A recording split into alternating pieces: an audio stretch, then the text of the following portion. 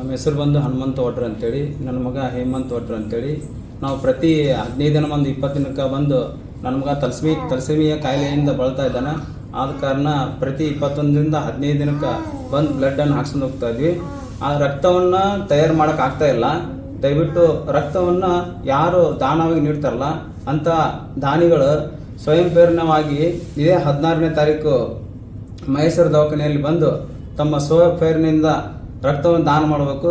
ಅದೇ ಕಾರಣ ನಾವು ತಲಸೀಮಿಯಿಂದ ಹುಟ್ಟಿದಂಥ ಮಗುವಿನ ತಂದೆ ತಾಯಿಗಳು.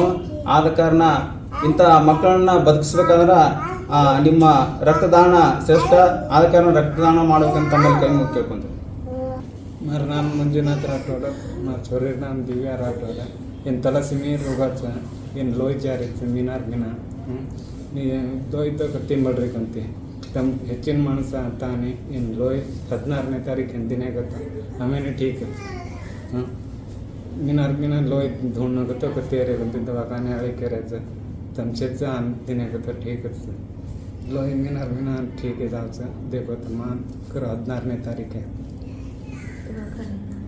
दवाखाने महेश्वरी दवाखाने ನಾನು ದಿನ ठीक आहे ಚಾಪ್ರ ಸರಿ ಚಾಪ್ರ ಟಗ್ಲಾयचं ಒಂದನೇ ಲೋಹಿ ಮಾಡ್ರಕ್ಕಂತ ಕತ್ತಿ ಹಾಂ दवाखाने ಹಳಕೆರೆचं काय करायचं होते 16ನೇ तारीखिನ महेश्वरी दवाखाने ನಾನು ಲೋಹಿ ದಿನಂತ याचं ಚಾಪ್ರ ಡಗ್ಲಾय ಮಾणस ಬಂದಿತ್ತು.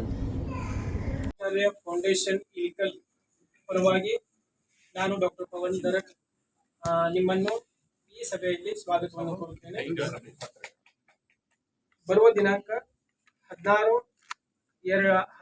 ಜೂನ್ 2024ರಂದು ನಾವು ಈ ವಿಶ್ವ ರಕ್ತದಾನಿಗಳ ದಿನಾಚರಣೆ ಮತ್ತು ಮಹೇಶ್ ನವಮಿಯ ಅಂಗವಾಗಿ ವಿಶೇಷವಾಗಿ ತಲಸೀಮೆ ಪೀಡಿತ ಮಕ್ಕಳಿಗಾಗಿ ಉಚಿತ ಸ್ವಯಂ ಪ್ರೇರಿತ ರಕ್ತದಾನ ಶಿಬಿರವನ್ನು ಮಾಡ್ತಾ ಇದ್ದೀವಿ.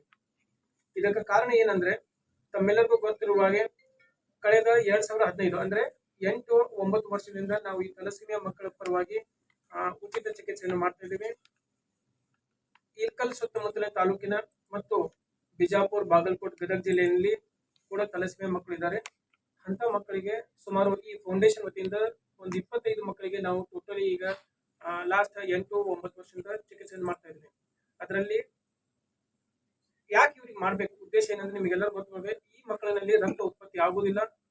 ಅವರಿಗೆ 15ರಿಂದ 21 ದಿವಸಕ್ಕೊಮ್ಮೆ ರಕ್ತ ವರ್ಗಾವಣೆ ಮಾಡಬೇಕು. ಎಲ್ಲಿ ಮಟ್ಟ ಅಂದ್ರೆ ಅವರು ಲೈಫ್ ಇರುತ್ತಾನೆ. ಈ ಕಾಯಿಲೆ ಸ್ಟಾರ್ಟ್ ಆಗೋದು 2-3 ತಿಂಗಳಿಗೆ ಚಾಲು ಆಗ್ತದೆ. 2-3 ತಿಂಗಳಕ್ಕೊಮ್ಮೆ ಕಾಯಿಲೆ ಚಾಲು ಆತಂದ್ರ ಅಲ್ಲಿಂದ ಇಳಿಗೋ ಪ್ರತಿ 21 ದಿವಸಕ್ಕೊಮ್ಮೆ ನಾವು ರಕ್ತ ವರ್ಗಾವಣೆ ಮಾಡಲೇಬೇಕು. ಅದೇ ಅವ್ರಿಗೆ ಲೈಫ್. ಯಾಕಂದ್ರೆ ಅವರಲ್ಲಿ ರಕ್ತ ಉತ್ಪತ್ತಿ ಆಗುದಿಲ್ಲ. ಈಗ ರಕ್ತ ಸೈನ್ಸ್ ನಾವೆಲ್ಲ ಹೇಳ್ತೀವಿ, ಸೈನ್ಸ್ ಸಾಕಷ್ಟು ಮುಂದುವರೆದಿದೆ. ಬಟ್ ಇಷ್ಟೆಲ್ಲ ಮುಂದುವರೆದ್ರು ಕೂಡ ರಕ್ತವನ್ನು ತಯಾರು ಮಾಡ್ಲಿಕ್ಕೆ ಇನ್ನ ಮಟ್ಟ ಸಾಧ್ಯ ಆಗಿಲ್ಲ. ಸೊ ಅದಕ್ಕೆ ಏನಾಗ್ತದಂದ್ರೆ ರಕ್ತ ಯಾರಾದ್ರೂ ಕೊಟ್ಟ ಮಾತ್ರ ನಮಗೆ ರಕ್ತ ಸಿಗ್ತದೆ. ನಾವು ಈ ವೇದಿಕೆ ಮುಖಾಂತರ ಎಲ್ಲರನ್ನು ವಿನಂತಿ ಏನ್ ಮಾಡ್ತಾ ಇದ್ವಿ ಅಂದ್ರೆ ರಕ್ತ ತಯಾರು ಮಾಡಕ್ ಆಗಂಗಿಲ್ಲ. ಅದಕ್ಕೆ ನಾವು ನಿಮ್ಮನ್ನು ಪ್ರತಿ ಸಲ ಈ ತರ ವಿನಂತಿ ಮಾಡ್ಕೊಂಡು ರಕ್ತದಾನ ಮಾಡ್ರಿ ಅಂತ ಕೇಳ್ತೀವಿ. ಯಾಕಂದ್ರೆ ಈಗ ಕೆಲವೊಬ್ರು ಹೇಳ್ತಿರ್ತಾರೆ, ಇಲ್ರಿ ಸರ್ ನಾವು ಎಮರ್ಜೆನ್ಸಿ ಇದ್ದಾಗ ನಮ್ಗೆ ಕರಿ ನಾವು ಬಂದು ಕೊಡ್ತೀವಿ ಅಂತ ಹೇಳ್ತಾರೆ. ಒಪ್ಕೊತೀನಿ, ನೀವು ಹೇಳೋದು ಸರಿ ಅದ. ಬಟ್ ಇವರಲ್ಲಿ ನಮ್ಮಲ್ಲಿ 25 ಮಂದಿ ಮಕ್ಕಳು ಇದಾರೆ ಅಂದ್ಮೇಲೆ ಪ್ರತಿ 21 ದಿವಸಕ್ಕೊಮ್ಮೆ ನಾವು ರಕ್ತ ಹಾಕ್ಬೇಕಂದ್ರೆ ನಮಗೆ ತಿಂಗಳಿಗೆ 40ರಿಂದ 50 ರಕ್ತದ ಬಾಕಿ ಬೇಕಾಗ್ತದೆ. ಸೊ ನಾವು ಪ್ರತಿ ದಿವಸ ಯಾರಿಗಾದ್ರೂ ಬರ್ರಿ ಸರ್ ರಕ್ತ ಕೊಡ್ರಿ ಅಂತ ಕೇಳೋಕ್ಕಿಂತ ನಮ್ಮ ಈ ಪರಿಸ್ಥಿತಿನ ಬರೋದು ಬೇಡ. ಕೇಳುವುದು ಪರಿಸ್ಥಿತಿನ ಬರಬಾರ್ದಂದ್ರೆ ಏನಾಗ್ತದೆ, ತಾವು ಸ್ವಯಂ ಪ್ರೇರಿತವಾಗಿ ಬಂದು ರಕ್ತದಾನ ಮಾಡಿದ್ರೆ ನಮಗೆ ಆ ಟೈಮ್ನಲ್ಲಿ ರಕ್ತ ಸಿಕ್ಬಿಡ್ತದೆ. ಇನ್ನೊಂದು ಲಾಸ್ಟ್ ಟೈಮ್ ಕೂಡ ಬಹಳ ಮಂದಿ ಹೇಳಿದ್ರು, ಇಲ್ಲಿ ಸರ್ ನಾವು ನಮಗೆ ಹಿಂಗ ಕ್ಯಾಂಪ್ ನಲ್ಲಿ ನಾವು ಕೊಡಂಗಿಲ್ಲ, ನಾವು ಎಮರ್ಜೆನ್ಸಿ ಬಂದ್ರೂ ಕೊಡ್ತೀವಿ. ಏನ್ ಗ್ಯಾರಂಟಿ ಇದೆ ಇವತ್ತು ನನಗೆ ರಕ್ತ ಬೇಕನ್ನಾಗ ನೀವು ಕರೆಕ್ಟ್ ಆ ಪೊಸಿಷನ್ ಕೊಡುವಂಗ ಶಕ್ತಿಯಲ್ಲಿ ಇರ್ತಿರುವಿಲ್ಲ. ಕೆಲವು ನಮ್ಮನ್ನು ಕಾಯಿಲೆ ಕೂಡ ಇರ್ಬೋದು, ಕೆಲವೊಮ್ಮೆ ನೀವು ಔಟ್ ಆಫ್ ಸ್ಟೇಷನ್ ಇರ್ತೀವಿ.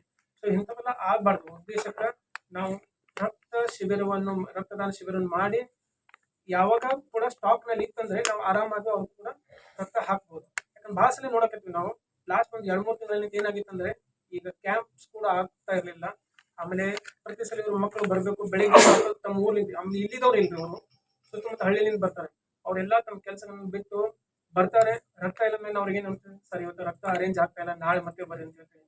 ನಾಳೆ ಬರ್ತಾರೆ. ಸೊ 2 to 3 days ವೇಟ್ ಮಾಡ್ಬೇಕಾಗ್ತದೆ. ತಮ್ಮೆಲ್ಲಾ ಕೆಲಸ ನೋಡ್ರಿ, ಒಂದ್ಸಲ ಕಾಯ್ದೆ ಯಾರಾದ್ರೂ ಮಾಡ್ಬಿಡ್ತಾರೆ.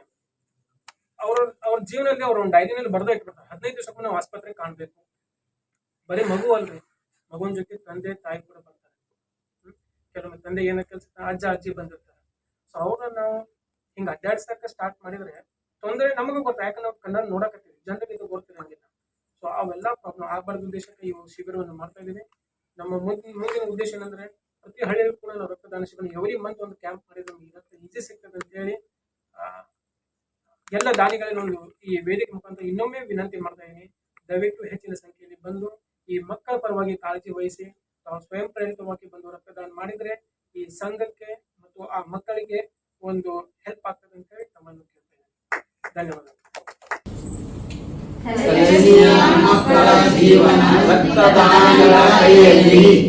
ಈ ರಕ್ತದಾನ ಶಿಬಿರ ಥಲಸೆಮಿಯಾ ಮಕ್ಕಳಿಗಾಗಿ ಬರುವ ದಿನಾಂಕ 16 ಜೂನ್ 2024ರಂದು ಮಹೇಶ್ವರಿ ಆಸ್ಪತ್ರೆಯಲ್ಲಿ ಶ್ರೀ ರಾಮಾನುಚಾರಿ ಫೌಂಡೇಶನ್ ವತಿಯಿಂದ ಥಲಸೆಮಿಯಾ ಕಾಯಿಲೆಯಿಂದ ಬಳಲುತ್ತಿರುವ ಮಕ್ಕಳಿಗಾಗಿ ವಿಶೇಷ ರಕ್ತದಾನ ಶಿಬಿರ ಮಾಡ್ತಾ ಇದ್ದೀವಿ. ತಾವೆಲ್ಲರೂ ಹೆಚ್ಚಿನ ಸಂಖ್ಯೆಯಲ್ಲಿ ಬಂದು ಈ ರಕ್ತದಾನ ಮಾಡಿ ಈ ಮಕ್ಕಳಿಗೆ ಒಂದು ಉಜ್ವಲ ಭವಿಷ್ಯವನ್ನು ನೀಡಬೇಕೆಂದು ತಮ್ಮಲ್ಲಿ ವಿನಂತಿಯನ್ನು ಮಾಡ್ತಾ ಇದ್ದೀನಿ. ಧನ್ಯವಾದ.